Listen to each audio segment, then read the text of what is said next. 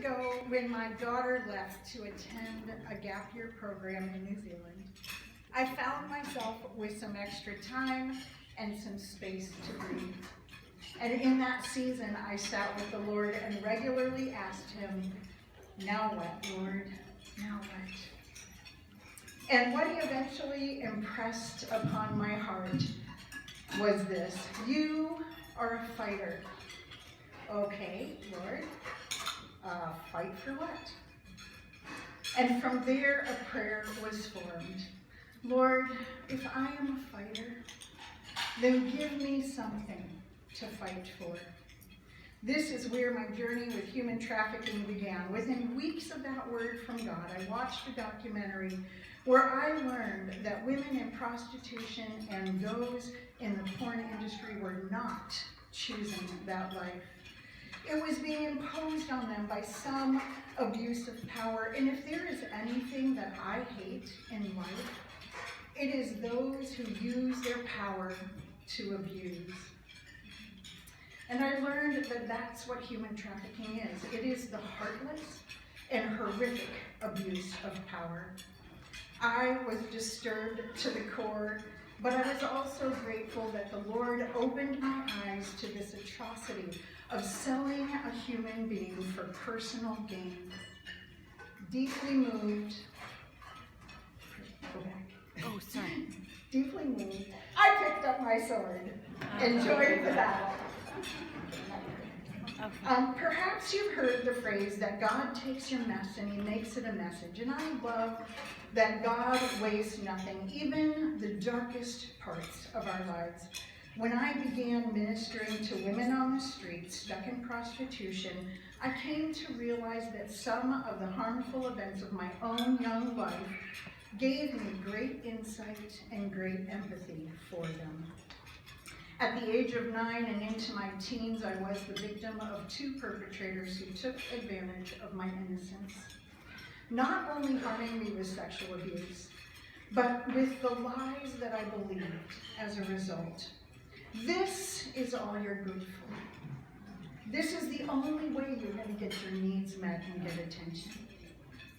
You don't matter. Only what you can do for me does.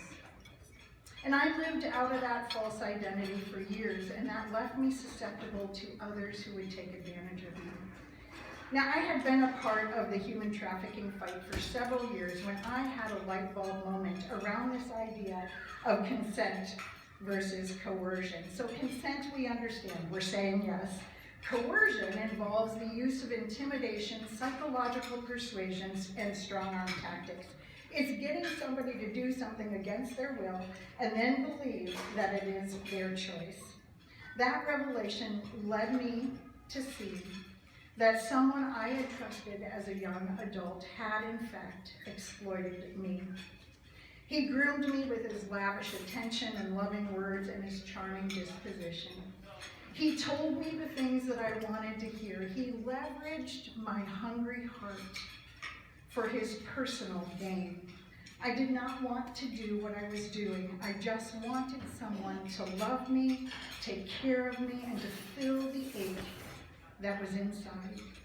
For years, I had dismissed what had happened, as if it was my consent, my choice.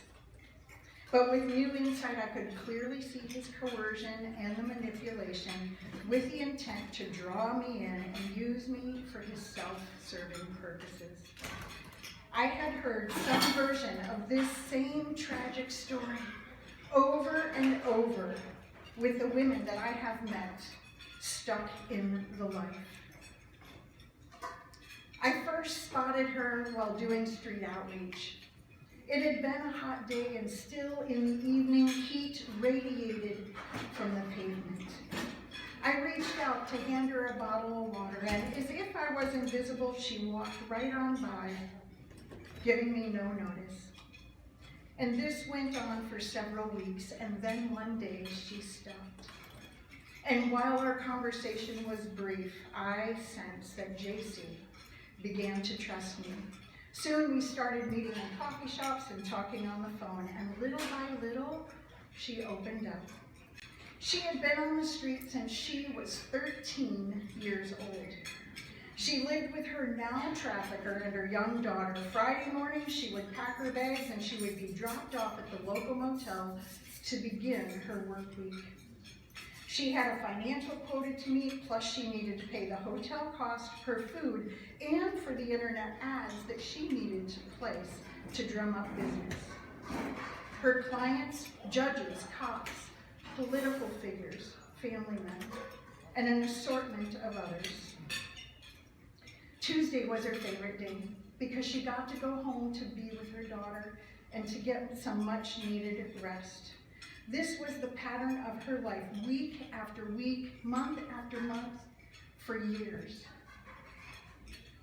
She told of the abuse she and other trafficked women had endured, beatings, being spat on, degrading verbal abuse, and being locked in the trunk of a car for hours.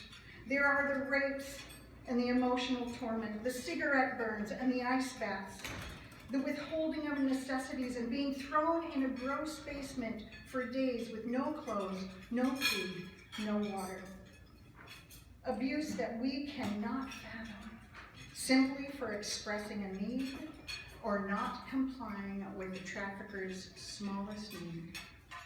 JC and I had grown in our relationship to a place of trust, and the time had come where she had mustered enough courage to try to leave. For weeks, we talked through the logistics. It would have to be on a Friday morning since having her bags packed would make sense in case he asked any questions. She and her daughter would have only minutes to silently slip out the door in the early morning when the trafficker was asleep. They would need to run down the street with their belongings in tow to a car that was waiting for them to drive them to a safe place to hide.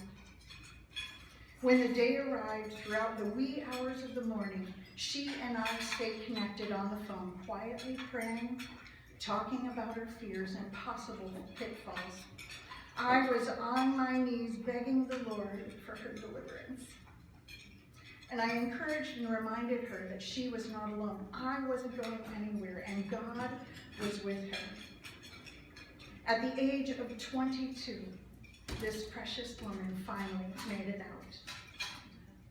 JC is one of the most amazing people I know.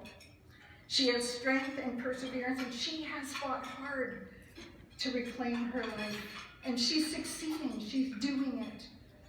She is not only raising her daughter, but she's also fostering a young teen who would otherwise be on the streets, all the while going to nursing school and working full-time to support those she loves. She is living proof of God's goodness.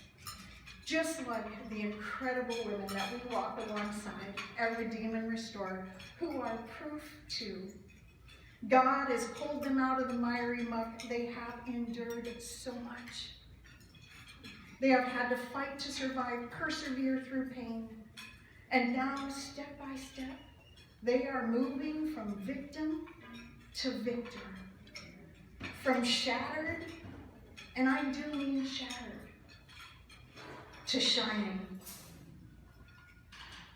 There is so much to celebrate. The survivors and their courage, for Christopher answering the call that God placed on her life to create a safe place for women to heal. And I praise God for writing my own hard story, and that brought me here for such a time as this. It is an honor to play a part in the healing journey that the women are on at their home, to begin to love them back toward the life they were meant to have before evil overstepped its bounds. The truth is we all have an opportunity to come alongside and fight. And chances are, because you're here, you care and you're compassionate. Maybe you're already in the battle. Maybe tonight you're considering how you might join. Perhaps you already know about the trafficking issue, and perhaps you know nothing at all. If you want a deeper understanding of the trafficking issue, I want to highly recommend that you would attend one of our Trafficking 101 seminars to get the full picture, because I am going to do a very fast flyover here.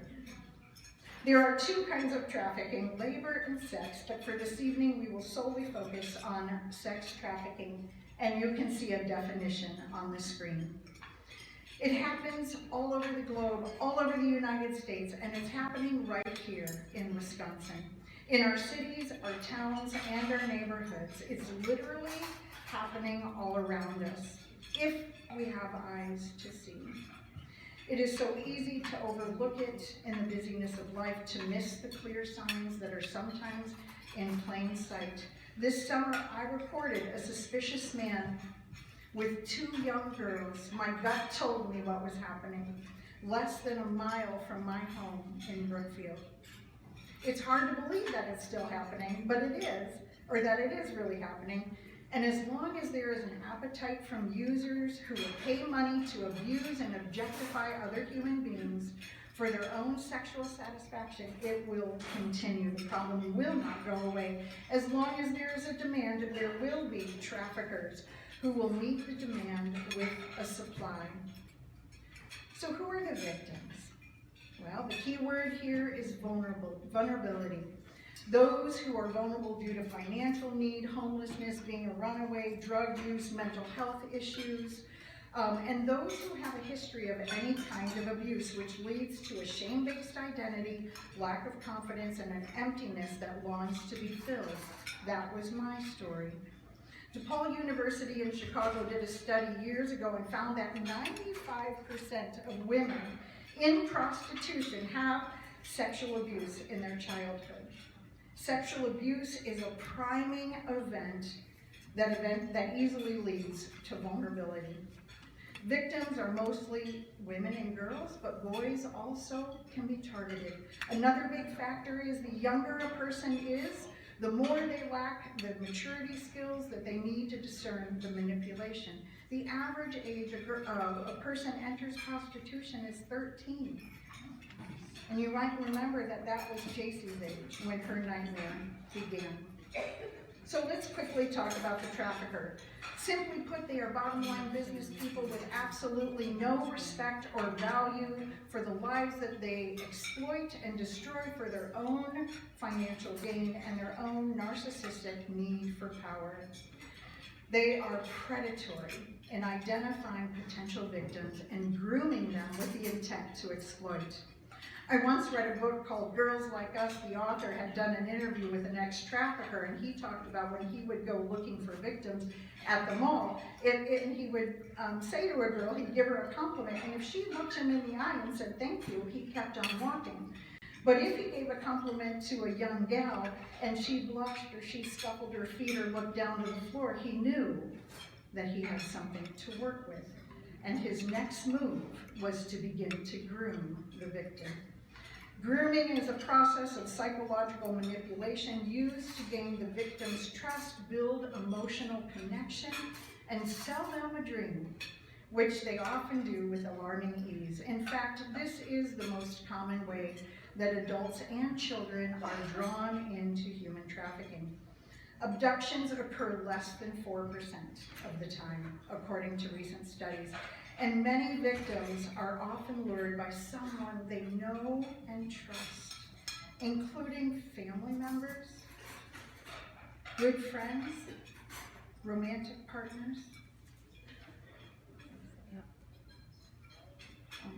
Oh, I'm doing this one? Okay, well anyways. All right, so traffickers manipulate by following a particular pattern. So a trafficker will identify somebody, like the guy in the mall who's vulnerable. They'll find a need that they can exploit, and let's call our victim Jen for the sake of this talk. That trafficker is going to build a relationship with Jen and prove his trustworthiness to her and his love to gain her allegiance. He's going to find a need to fill. That trafficker may shower Jen with some lavish gifts and offer emotional stability or housing or drugs or alcohol or money to capitalize on the vulnerabilities that he sees in her. Once Jen is dependent on the trafficker, she will gradually be isolated from any support system, increasing Jen's reliance on the trafficker, and this makes it harder for others to intervene because she's isolated. And eventually, Jen is introduced to some forms of exploitation, which might start with some small requests to begin with, such as dancing at the local strip club. before escalating to full-blown trafficking. The trafficker uses manipulation tactics such as guilt or blackmail, which is so easy with our iPhones these days. We've got photos and videos, threats and violence to establish his power. And the trafficker maintains control by conditioning Jen to believe that she is worthless. She is scum that no one wants, or he might convince Jen that she owes him for some favors. Jen is trapped in a state of survival and fear, and the trafficker uses rewards and punishment to enforce his control. Abuse is her daily life. So what drives the trafficking issue? Control, power, depravity, money. It's ranked above the world's most profitable of illegal activities. Most traffickers have multiple women, girls, or boys that they're exploiting, so let's do a little math. Let's say a trafficker has 5 workers in the field. Each worker needs to meet a quota, so an expectation might be $500 a day, and that is on the low end. So 5 workers times $500 a day is $2,500 per day for that trafficker. That's $12,500 per week, and that is $50,000 per month in that trafficker's pocket, and over $500,000 for the year. If they're working a 5-day work week, if they're working 7, that number is closer to $1 million. Let that sink in. Staggering, isn't it? And because human trafficking is often underreported and under-prosecuted, it is characterized by these high rewards and low risk for its perpetrator, who, as we can see, reaps substantial profits with little fear of punishment. This should not be. So now let's look at those numbers from the victim's perspective and count the human toll. So now, let's say I'm one of those workers and I need to fill a quota of $500. That's $500. That $500 might equal 10 clients that I'm servicing. Now that would make me very cheap. That's 50 clients per week. If I get 2 days off, that's 200 clients per month. That's 2,400 clients per year. Let's say that I am in the life on the street for 10 years. That is 24,000 times that I have been exploited, abused, used, degraded, humiliated, violated, and raped for money, none of which I get to keep. Friends, this is complex trauma. We cannot just rescue people and expect them to return to normal life. We just cannot. There must be a safe place to live, a safe community, unconditional love, people willing to listen and not judge, so that a survivor can process their shame and self-hatred. They need time to undo all the messaging that has convinced them this was their choice, that they're horrible, defective, and worthless. There needs to be ongoing encouragement as a survivor tries to find themselves under the rubble of painful experiences. For survivors, there are mountains of losses of innocence, dignity, trust, one's childhood, of physical property, and any sense of security. There can be disruptions in families, devastating physical, mental, and emotional consequences. They must have time to grieve all the losses. They must have time to relearn and trust that not everyone wants to use them or hurt them. They have so much to overcome, and they need help. This is why Redeem and Restore exists. At Redeem and Restore, I have something out of order. Give me 1 second. Okay, all right. At Redeem and Restore, so I was thinking about that. This is why we exist. Sorry about that. So I was thinking about the Samaritan story in the Gospel of Luke, and the priest and the Levite who looked down on the beaten, hurting man, right? Remember the story? They choose to keep their distance. And I am ashamed to say that before that documentary, I would have kept my distance. I would have been sitting in judgment. And I think, if we're honest, we all can have a tendency to look past what is uncomfortable, messy, and even scary. At Redeem and Restore, in all we do, we are stopping to care for the wounded and the hurting, like the Good Samaritan did. And we are grateful for all of those who are willing to come and offer support in various ways. It's the only way we can provide what is needed to bring full restoration back to the lives of these women who, like the beaten man, need just somebody to care and to act on their behalf. God wants to pull these women from their ditch. He wants to lift them from their traumatic circumstances and to bring them to a home, to a physical home that is safe and loving and that will allow them the time and the resources to draw closer to the Lord Jesus as they find their healing and their true home in his heart. Homes like this are desperately needed. There's an organization called the Polaris Project, which manages the nationwide human trafficking hotline. In 2024, there were 7,000 calls that were received for sex trafficking, many of those involving multiple victims. And it probably won't surprise you that the majority of trafficking cases are not reported. The number of human beings trapped in this life is unthinkable, and it is not represented well by the numbers. Let's say that half of those 7,000 victims were rescued. That's 3,500 victims in need of care. Currently, there are 130 residential programs throughout the United States. Just 130. Like Redeem and Restore, 130. This falls painfully short of the need. And while there are short-term emergency places, they are for crisis intervention and not equipped to facilitate healing and recovery.